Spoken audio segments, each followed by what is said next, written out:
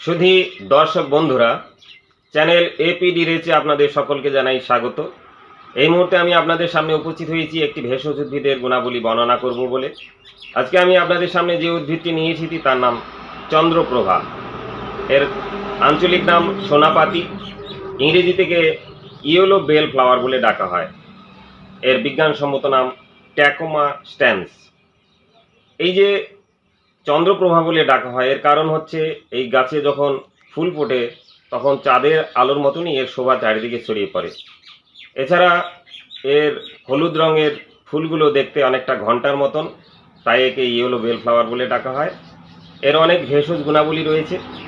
এর মূল, কাণ্ড, পাতা, ফুল, ফল এর সবটাই কিন্তু ভেষজ গুণে পরিপূর্ণ।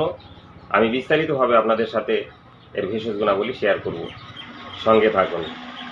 ডায়াবেটিস রোগে ব্লাড সুগার নিয়ন্ত্রণে এই উদ্ভিদটি অত্যন্ত কার্যকরী। হজম সংক্রান্ত ও অন্ত্রের সংক্রমণজনিত নানা সমস্যায় এটি অত্যন্ত ফলপ্রসূ। এটি ডাইউরেটিক হিসাবেও কাজ করে, অর্থাৎ মূত্রবর্ধক রূপে দেহ থেকে দূষিত বর্জ্য অপসারণ ও রক্তচাপ নিয়ন্ত্রণে সহায়তা করে এই উদ্ভিদ। এর পাতার নির্যাস জন্ডিস রোগে খুব ভালো কাজ দেয়। ডায়াবেটিস রোগের ক্ষেত্রে এর মূল ও ফুলের নির্যাস ব্যবহার করা হয়। এর ফুলের নির্যাস টনিক হিসাবেও ভালো কাজ করে। মূত্রনালীর সংক্রমণ, প্রস্রাবের জ্বালা সহ মূত্রপথের নানা ইনফেকশনে এটি অত্যন্ত কার্যকরী।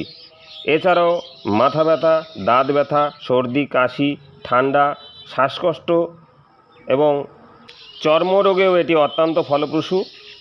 ত্বকের নানা সংক্রমণ, বিচ্ছুর কামড়, সাপের কামড়ের ক্ষেত্রেও এর মূল, ফুল ও পাতার একত্রিত নির্যাস অত্যন্ত ভালো ফলদায়ক।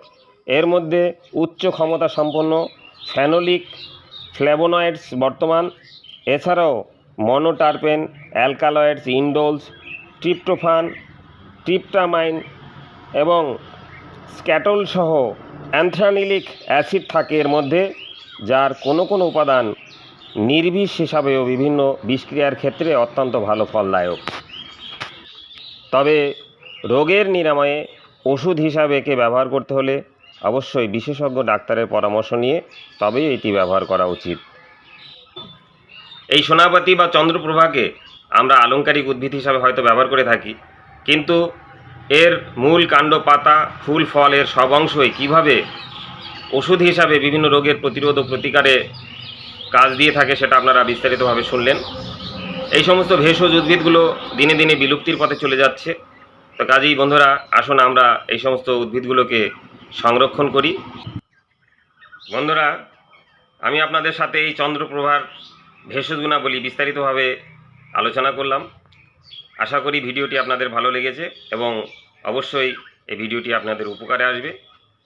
এভাবেই নতুন নতুন ভিডিও পেতে আমার সঙ্গে থাকুন। দেখুন ইউটিউব চ্যানেল এপিডি রেস।